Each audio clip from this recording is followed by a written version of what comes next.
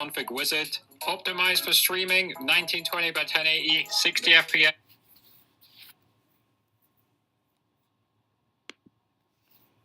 Okay, let's see if you can see me now.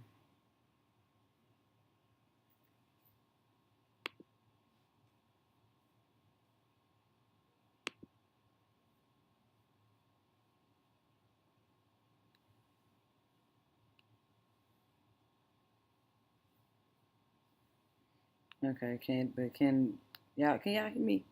Let me go check. Like anybody here answer? The microphone on? Yes. All right. Can you hear me? Oh, they say 22 minutes ago. I'll delete that. Oh, shit. Hold on, y'all.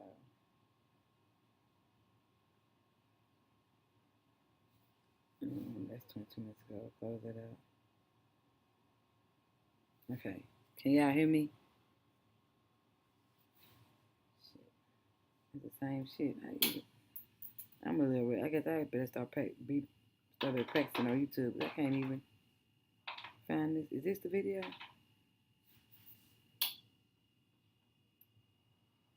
Can y'all hear me?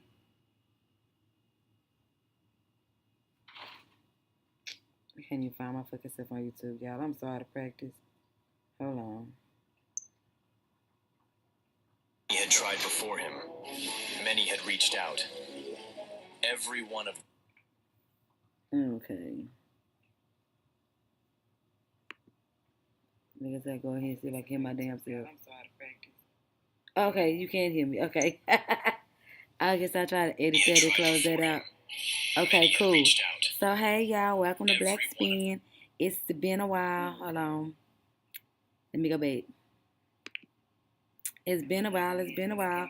I miss you guys so very much. Okay, you can't hear me. Okay. So, how you close this video out? All right. Okay. Bam. I miss y'all so very much, so I'm going to get straight into it. As you see, the title of the video is White Ice is Colder Than Black Ice. Why this title? Why now? It's just because, like, y'all know, how can I put it? Y'all know how I feel about, I want to be delicate because, you know, I've been put off every social media platform there is because they don't want us speaking the truth to one another. It's pretty frowned upon. You know what I mean? So it puts me between a rock and a hard place. You know, I don't have Instagram. I don't have Facebook. I don't have Twitter. I've been put off everything for simply telling the truth. And, you know, it is what it is. There's nothing I can do to change, you know, the facts, you know? So we're gonna get right to it. The white ice is colder than black ice mentality. First I want to show you guys where that mentality necessarily comes from. And then from there we'll go into why that mentality is actually here and why it actually exists, okay? So first, let me go to my recent videos. Recent videos. Is this not where I'm supposed to go do this at? Y'all know I have not been online because, baby, look, it's a terrible world out there. It really, really is. So, and the reason why I brought this up is because, again, I was on. Oh, I do have social media. I have Steph TikTok, and I was looking at the guy Nolan. Let's see. Let me show you what brought this on. Nolan Xavier Wells. I believe he was in Mississippi. So is this a short story? It's 2 minutes. Okay. Black teen vanishes during 4th of July boat trip with white friends. Pretty much sums it up, right? So I don't want to even hear what he have to say. I'm so sick of him. I'm looking for like a little 30-second short to kind of let you know what happened. Okay, we're not gonna do TMZ. They here. Let's do them. Oops. Okay.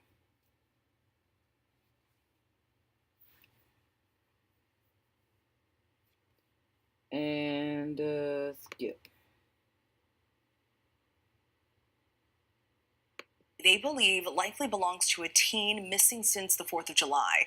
18-year-old Nolan Wells was last seen on Horn Island Saturday. The barrier island is a popular vacation spot.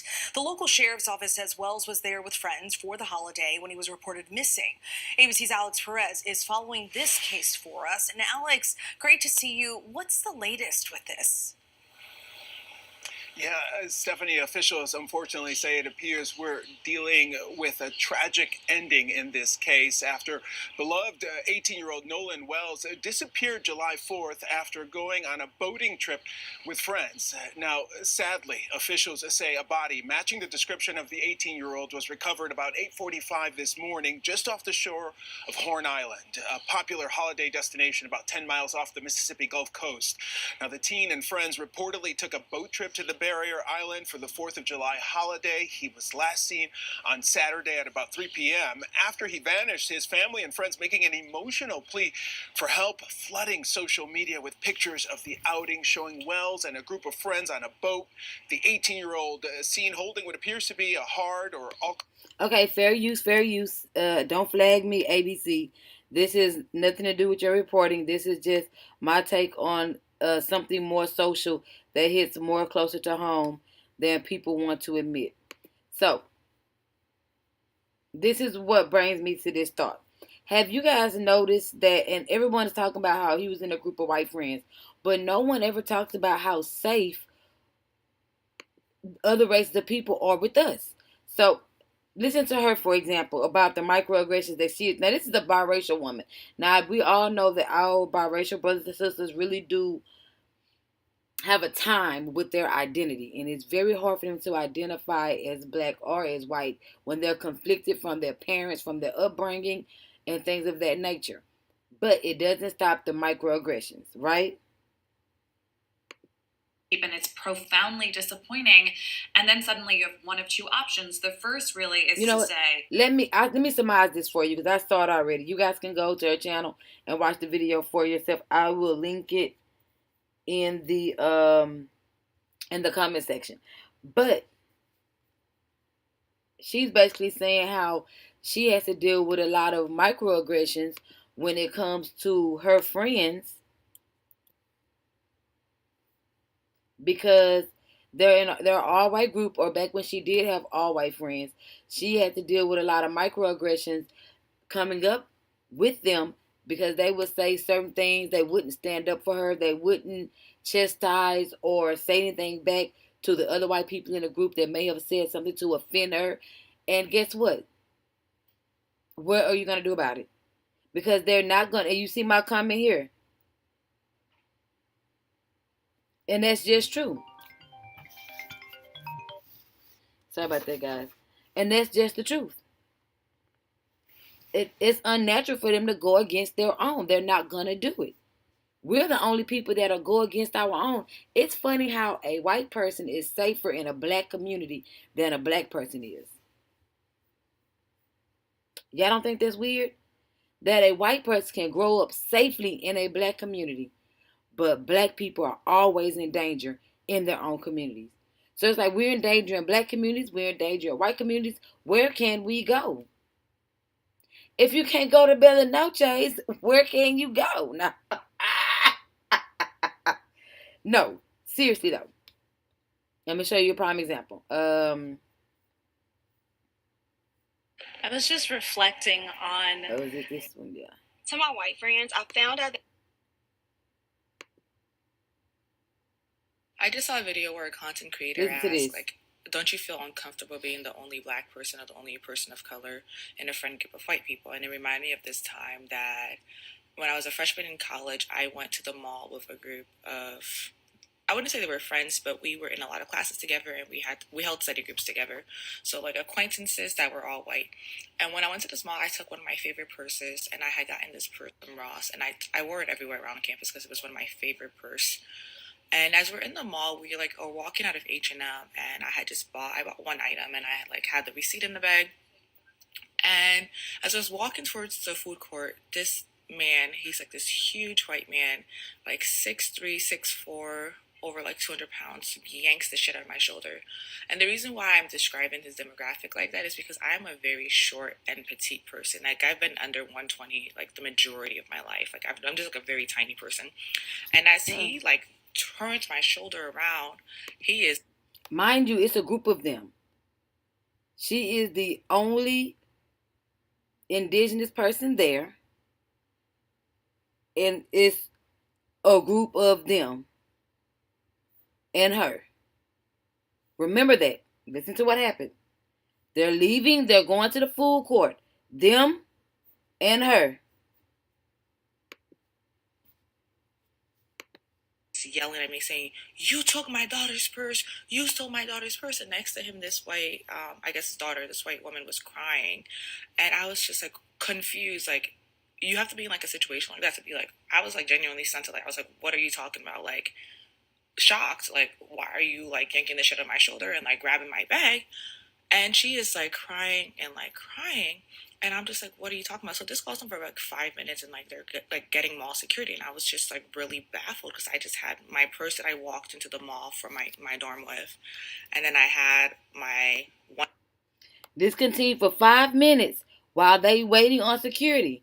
Remember, her group of friends and her. A guy walked up to her, snatched her up, and said, "You stole my daughter's purse."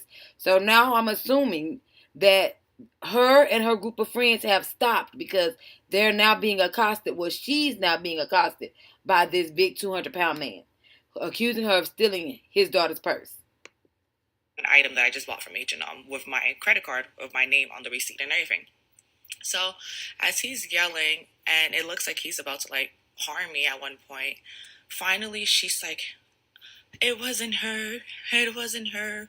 And I was like, what are y'all like? I'm so confused and shocked at the situation. She's like, "It wasn't her. She wasn't the one that took my purse."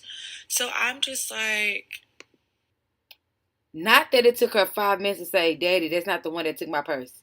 That's not the person that took my purse." And I said the one as if not that, but another took my purse. That's what it sounds to me when she says, the girl says, "Daddy, that's not the one," air quotes, "that took my purse." again, stunted and shocked. And then he tries to apologize, like in like a whisper to me. I was like, no, like you literally just like assaulted me and over my own purse and my own item. And I'm just like, why would you, out of a group of every single person that I'm with here, assume that I'm the one that took your daughter's stuff?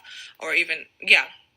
So why I'm bringing up this story is because the entire time, every single white person at that table was muted. No one said anything. No one tried to intervene and be like, what are you talking about? And the whole time I was with them, they watched me walk into the car with my purse. Around campus, they've even made, I just saw a video where a content creator asked, like, so yeah, so she's with a group of these girls, and neither one of them said, "Hey, she didn't steal that purse. That's her purse. She came here with that purse."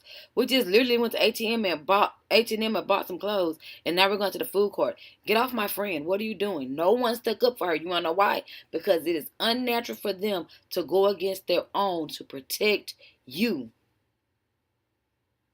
To protect you. Like, we just don't have them as friends. I'm sorry. Didn't that young guy, what's his name? Carmelo Anthony, didn't his friend just betray him on stage? On the stand? From changing his story to, yes, those twins came over, harassed him, accosted him, he was defending himself. Then all of a sudden, he go with the white side. I mean, the right side. He go with the colder ice, his people, and say, nope, that's not what happened. Like, come on. This guy Nolan was in a group of them. It was a group of them together. And out of all those guys he was with, no one knows. They all have said they don't know what happened to him. Yet we think that they're our friends. Like, we don't have them as friends. Watch this. Let me show you this. Look at this. They grew up together. He grew up in a black neighborhood. Look at him. Safe, sound, and alive. Look at him. Safe, sound, and alive. I don't know what song that is, so I heard to cut that off. Safe, sound, and alive. Look at him. Yep. Grew up together. Like, If you could even look at reality TV, how CynthiaG stood up for Mariah Lynn, how CynthiaG stood up for Anna, a Euro Latina, a European and a Euro Latina, but the Afro Latina, the dark skinned black woman who's from a Spanish speaking country, Biggie, Lex slapped her. She didn't have that energy. Natalie talk stuff to her. She didn't have that energy. It's been so many times where we've seen Biggie get bullied and no one stand up for her. But when it comes to CynthiaG's colder ice friends, guess what? She stands up for him. Even Summer, the same size, and I'm going to show you, Summer, the same size as Anna, talks just as much crap as Anna, is just as messy as Anna, but she deserves a beat down and has to shut up, but Anna and Mariah Lynn don't. We are not safe in black spaces. Let me show you what I'm talking about.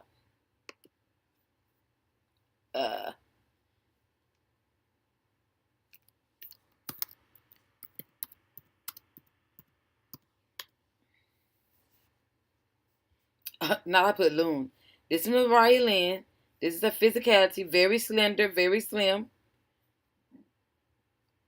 Lip injections right all over your lips. Fill them in with lipstick. Mariah Lynn, right?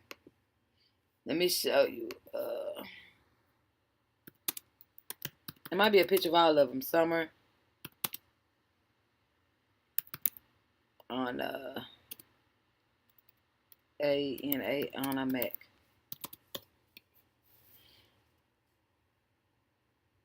Let's see, images of the three separately. Nope, no images of the three of them separately. Let's see. This is Anna. This is Mariah Lynn. This is Anna Mac, slender, slim. And then they don't really get along with someone, so they're not gonna be photoed with her. But there she is, slender, slim physique. All of them are very slim women. They're very loud, very obnoxious, very opinionated, and also very messy. But she's the only one that all these other black women on the show say needs to get beat up. She don't need to get beat up. Anna don't need to get beat up. They always say, oh, Mariah Lynn's too small. Oh, Anna Mac is too small. But she wasn't too small to get beat up. She done fought it's like a 10, 15 women cast. She literally had fights with all of them. And she's just as up. She's less obnoxious than, she's as obnoxious as Anna. A little less than Mariah, because Mariah doesn't get that much camera time. So we don't know how she really is on film or not. But you see how they're safe in our spaces, but when it's just us alone with them, we end up on the news? Okay. Y'all don't remember her? Hold on. I got something for you.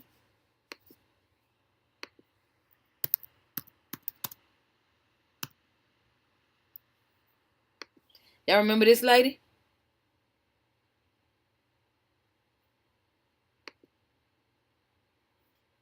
It didn't take them long to make that correlation. But people not from America love to go viral and report on Hours Thursday in America. They'd get it before we could get it. But listen. This photo of Tamla Horsford, but many may not even know her story, so let's get into it. So the news of 18-year-old Nolan Wells, who was a Mississippi football player who vanished during the 4th of July during an outing on Horn Island on a boat, it's been devastating news, honestly, for a lot of people around this country. His body was found Monday morning, and in the swirl of grief and speculation, a lot of people have resurrected this older and equally haunting image. It's of Tamla Horsford, a mother of 5 whose death in 2018 just never made sense. Now, Tamla Horsford was about 40 years old when she attended an adult slumber party with her fellow football moms in Cumming, Georgia, and this happened on November 3rd, 2018. She was the... Pause right there. Notice she said the fellow football moms. So that tells you that her kids who look like her are being raised in their community and on their football team with their sons and their daughters. What y'all have to remember, and what people probably don't know, what y'all have to remember, what you guys have probably forgotten, is that shame is their superpower, especially this demographic. It is their superpower. They use shame to manipulate, coerce, and get their way gaslight, all of that. Shame is their superpower. For example, when you're the only one in a group of them as a child, they might make you ashamed of your hair. The next thing you know, like that little girl that's really bad and disrespectful to her mother, Naomi, how they just got her in the bathroom on the floor, shaving all her long, pretty hair off. Now she wearing a turquoise wig, looking crazy. Their weapon is shame. First they shame you, then they take you over. Just like the lady whose video I didn't play all the way, I'll go back and let you listen to it. Their weapon is shame. Only Black woman at the gathering, and by the next morning she was found face down in the backyard, battered and bruised. And the official story, she was drunk, her blood alcohol was nearly 3 times the legal limit, and she accidentally fell from a second-story deck. The case was closed as an accident, and in 2021 the Georgia Bureau of Investigation reaffirmed that finding. And you know what's crazy is, how many of us have, my nephew did a tuck. You hear me? A backflip, a tuck off the roof of my 2-story. You can fall from 2 stories and be okay, get a sprained ankle.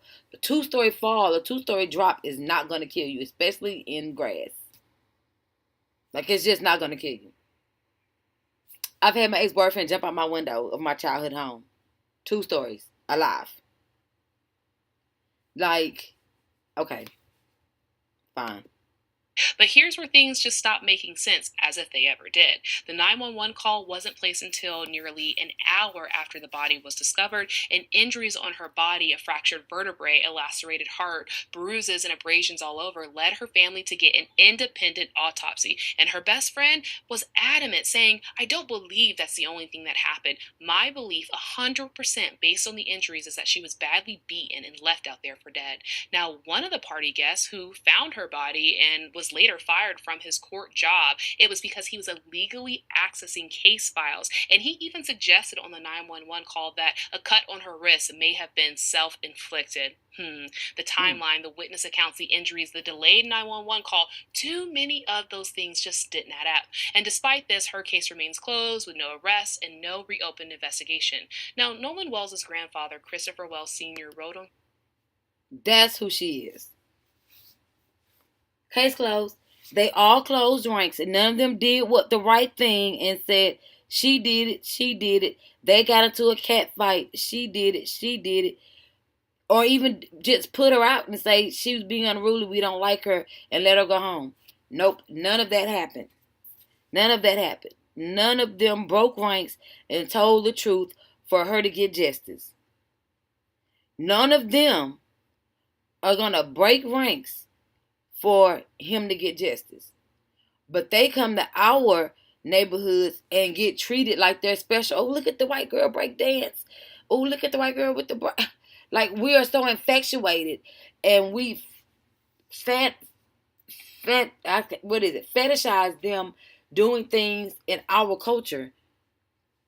And we say, oh my God, I can't believe they're doing it. When we go to them, we're not safe. This happens. This happens. Like, are we serious? Are we still gonna just continue on like this? And you know, and I'm gonna show you tomorrow. I'm gonna walk around on my TikTok. I'm gonna give you my TikTok. I'm gonna walk around the neighborhood that my mother grew up in, that was full of Black entrepreneurs, Black doctors, lawyers, doctors of philosophy, not just of law. You know, a judge lived around the corner, like a successful Black neighborhood. Their children were too good to live here. The Hispanics have taken it over. It has since become a rundown, almost ghetto.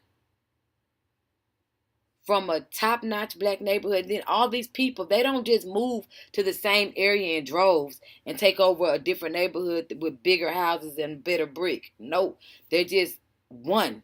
They're the only one there. They're the only one there. They're the only one there. I have a friend. She has a friend group of like 5. I want to say it may be 7 of them, including her. 7 or 6, including her. And she's going through a horrible time right now financially. A few of them are millionaires. They have never given her a loan, offered her a loan, or offered to help her. She's the only black one in that friend group. The only one. Her daughter is the only black girl on the cheer squad. Okay. Y'all gonna get enough of saying that, oh, we have all this money, we too good to live over here, when you would just literally swarm a neighborhood, buy as many houses as you can, and make you another black utopia, because there's so many professional black women out there. I'm sorry, not women, people. What's his name? Carmelo Anthony. His parents, very successful. But they chose to move all the way out here to this all-white community and thought it was going to be safe, thought it was going to be better education. No, they educate you on how to hate yourself. That's what they do. They bully you. And I'm going to tell you something. I saw a video on here that expressed that a white bully is way worse than a black beauty. I'm talking about let me let her tell you. Let me let her tell you. I literally saved it. Hold on. Let me go back to my page. Let me let her tell you. This is my TikTok, by the way. Let me go. Here we go. And then my favorites.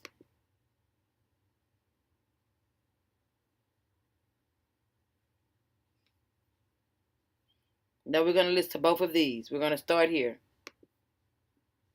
One of the biggest realizations I've had as a black girl who grew up in predominantly white spaces is the fact that A, a lot of your white friends are actually racist, and B, a lot of your white friends are complicit with racism, benefit from it, or are too comfortable with racism to ever say anything. I started to come to this realization during the BLM protests, and this theory has been even furthered with the ICE raids that are currently happening right now. And this complicitness comes in forms of A, having that racist boyfriend that says the N-word and is like so awful and will absolutely do nothing about it, or nothing about it.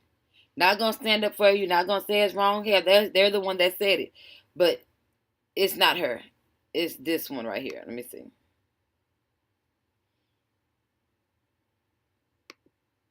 Hold on. Is it this one?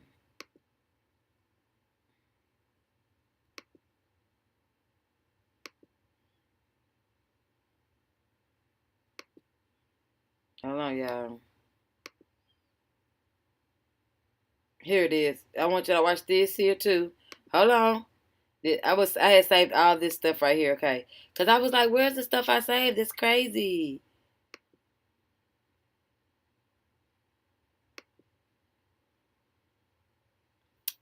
Pause real quick. Talking on this goddamn app about them. Y'all. She may be right. We do talk too much. We do tell the other communities too much about what we got going on. But remember, in the early 1900s, they had white boys called greasers. If you look at John Travolta and them in what's that movie where Grease Lightning go? Grease Lightning. Okay, if you look at that movie, they were greasers. If you look at this movie called Cry Baby with the guy from Pirates of the Caribbean, he was a greaser. So they called him greasers. They used to use grease to slick their hair back, like motor oil can. So them using grease and bringing back their vintage look isn't too obtuse. Why they feel like they can dip their hand and take whatever. Okay. Anyway, poor young man.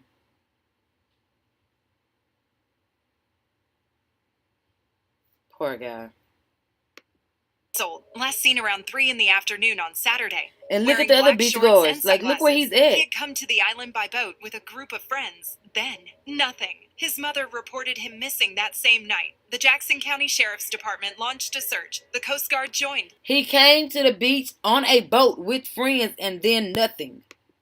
Planes, people on foot combing a barrier island most tourists never even reach. Monday morning, 8:45, a park ranger found a body in the water off the northwest end of the island. Officials have not confirmed the identity, but the coroner said something that tells you everything. There is no reason to believe it is not him. His mother... Yeah, because you looking at his face. That's why. There's no reason for you to believe it's not him. Like, y'all gonna learn. Y'all are gonna really learn. Listen to Umar tell you. So you ain't got no friends, no poker buddies. No black person has a white friend. Mm. Oh. No black person has a white friend. You just don't know it yet till they turn on your ass. Said no. I said I want black power. No. Dr. Umar, historically, right? Mm-hmm. Every single friends, no poker buddies. No black person has a white friend. Oh. No black person has a white friend. You just don't know it yet till they turn on your ass. Said no. I said I want black power. No. Historically. And we don't need no more examples of how we're not safe in their neighborhoods. Remember that African dude that was jogging? The white people just pulled up and shot him? How many cops got away with killing us? Some of them become cops just so they can, with impunity. It's like, at what point are they going to not be safe in our communities? People complain about, Mexicans moving in our neighborhoods, taking it over. Well, y'all know that's the first step of gentrification. First they let the Mexicans in, and then they put them out and get your property at dirt cheap prices. And then guess what they do? Fix the community up. All of a sudden, the city not neglecting the mediums no more. All of a sudden, this side of town look like it's supposed to look. And guess what? Now you got $1 million neighborhood. It's happening to so many places. I'm in Houston. It's happening to the north side of Houston, which is closer to downtown. The city does not take care of this side of town at all. It doesn't even mow the grass on city-owned property like the mediums and stuff like that. Don't fix no potholes, anything like that. But guess what they are doing? These corporations are steady building duplexes, 2-3-story houses, everything on this side of town. They're not building that for to live in. They're building that for themselves. The gentrification process takes about 5 to 7 years. Really, it takes 10 years. It started 9 years ago, when they built that brand new big old high school. That's not for us. It's not for us. They just got to start small. Just like when you see what happened when they rebuilt the University of Houston? Next thing you know, 10 years later, Third Ward is called Emancipation Park, and it's an all-white neighborhood now. Now they're doing the same thing on the north side, but guess what? We give our communities away. We don't appreciate them. We don't want to stay there. No one is gonna want to move back to the north side till the white people move in, because white ice is colder than black ice. So when the palm pilots move back to this side of town, all of a sudden it's $1 million neighborhood, which it's always been, rich in resources. That's when they're gonna want to move over here. And they're, it's too high to stay over there. Oh no! Don't say it now. Don't say it now. They just gentrifying your neighborhoods. That's how they do it. They take an immigrant, move it in there, lower the property value, F everything up. Then here they come. We buy houses. Or they get it at tax auction because y'all don't want to pay y'all grandparents' taxes. Because y'all got a house over there with the orange juice community, so y'all don't have to pay y'all taxes in this BLK community that you grew up in. Just let it go by the wayside. Think about it. If all the entrepreneurs, if all the rich people, all the doctors, the lawyers, the educated, leave the community to go seek asylum in spaces that you're not even welcome, mind you, that's how they become hoods. They go from neighborhoods to ghettos. That's how it happens. But that's because we have this mentality of the ice is colder. Their neighborhoods are better. Their books are better. Their schools are better. When I don't care where you put this child that look like you at. Either way go when he graduate, he probably not going to be able to read. You want to know why? Because number one, you letting them focus on sports. Number two, you're not disciplining them. Number three, he has been shamed throughout his whole life in that community. And you don't even know it because you thinking he living the dream. You think Carmelo wasn't suffering being around all those YT people all the time, day in, day out? You didn't think they had microaggressions making him feel some kind of way about his hair, his skin? Come on now. You don't think he was scared to death in that community every day he went to school? Why else would he have that tool to do the sharpen and clean your spikes with on hand like that? Not because he was at a track meet. Because when I ran track, we just leave our bags under the bleachers by our coach, and we would go to all the other schools and talk. That's not abnormal. Y'all gonna learn about this ice. Watch this.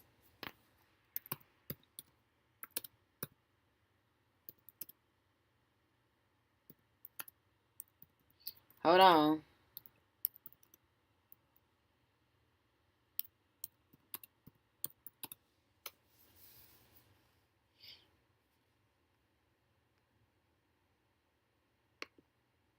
Listen to this. Here you go. I did a video on this years ago. Drove across, put it back, drove and pulled up to a black-owned grocery store, opened the ice machine, looked at it, put it back, drove across the street, and bought the exact same ice. Dr. Claude Anderson watched it happen with his own eyes in Tallahassee, Florida. When he asked the man why he passed on the black grocery store, the man said the ice over there was too lumpy. The white store's ice was smoother. Same company, same machine, different owner. That moment had a name. Scholars called it white ice is colder syndrome. The belief that anything black owned was automatically inferior to the white version of the same thing. And it was not just ice. Pause. Why do y'all think that when black people go to black businesses, the first thing they ask for is a discount? Because there's no way that you have a quality product that's worth this amount of money. No, I used to make candles. I had my own candle company for a while. And I can't tell you my own people that always ask me for a discount. Mind you, I bought a candle from Bath and Body Works. Set it by my candle. My candle burned more even. It burnt smoother. It didn't put black soot against the white paper that I had behind it. If I hadn't lost my my Instagram, I will show y'all the video. My candle was the better product, and it was made out of all natural products. But you're not gonna go to Bath and Body Works and say, "Hey, give me a discount." All that stuff expensive. But everywhere I went, they asked me for a discount, and I had air freshener, candles, hand soap. Then you could get them all the same scent and everything.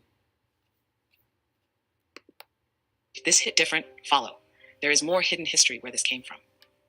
After desegregation passed in 1964, black customers gained access to white stores, white restaurants, white banks. Many of them went. Black-owned businesses. Go look at a video on my YouTube called The Denial of Separate But Equal. I break it all down for you there, bit by bit. Listen to this. Black-owned business across the South started losing customers overnight. Yep. Barbershops, pharmacies, grocery stores, insurance companies. Economist Andrew Brimmer was already documenting it by 1966. Black-owned businesses were facing... He wasn't documenting it. He was keeping up with it. I read a book called Economic Hitman a long time ago, and it alluded to the fact that this was done on purpose. While we all thought we was marching for this and sitting in for that, they needed us economically. Do you know that the banking system was about to fail and the black dollar single-handedly kept it open? Why? Where do you think all that money went when it went missing from the Freedmen's Bank? Why all of a sudden do you think they opened up a Freedmen's Bank? Black people didn't open up the Freedmen's Bank. The first bank that black people ever banked at. J.P. Morgan them did that. They were on the verge of an economic collapse. And we had $76 million then. I don't know how much that is in today's money. But in early 1900s money, $76 million gone to save they asses. They tails. While we suffer. Can't even go to the same bank. In 2026, I made $115,000 last year. I've always banked at the same financial institution. Do you know I can't go to that financial institution right now and get a loan to reopen up my candle company? However, Pedro, Kenta, all these foreigners can go to that same banking institution and get them a taco truck, get them a braiding shop, all kinds of things off of my American indigenous dollar. Yeah, okay. I dare y'all if y'all want to really see some change, take all your money out the bank for 30 days and say, hey, if y'all start giving us loans, we're going to start back putting our money in the mattress. But y'all not ready for that conversation.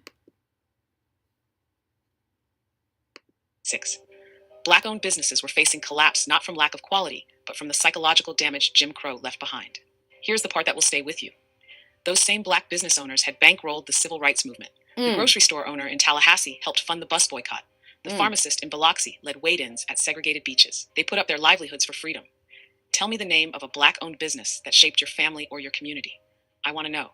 The typical black household today still holds less than 1/10 the wealth of the typical white household. Same ratio as 1968. The ice was never the problem, but what we believed about it cost us everything we built. Man pulled up to a black-owned grocery store, opened the ice machine, looked at it, put it back, drove across the street, and bought the exact same ice. Y'all gonna learn. Y'all gonna learn. They're safe in our communities. We're not safe in theirs. All we are is $1. We're only $1. We're a number in prison and $1 in the bank. That's all we are to these other communities. That's it. That's all. They only come to America because we fought so hard to keep it out of dictatorships. The cartels run Mexico. Instead of the Mexicans standing up fighting and taking their land back and doing what they have to do, they own the run. They run here. I can't name how many countries in Africa have fallen victim to tyranny. Instead of fighting for their country, they come here and everybody looks down on us. The bloody codes is what brought the English here. Hitler is what brought the orange juice community here. All they do is run from their problems and they come down to big old America full of all these resources and then look down on the indigenous people that's here. Y'all gonna learn about this white ISIS coded mentality because at some point we have to take personal responsibility for our own actions. We're ruining our community. We're the reason why there is no all black neighborhoods full of successful black people. We're the reason why. We're the reason why. And it's because we have this white ISIS code and the black ISIS mentality. And until you get rid of that, there are going to always be people like Tamala. There's going to always be people like Carmelo Anthony. There's going to always be people like this young boy they just found Monday, Nolan. That's going to always happen. There's going to always be stores in your community that you don't own. It's going to always be a fact until you get rid of this mentality. I'm blaquespan. Love you, and I'm out.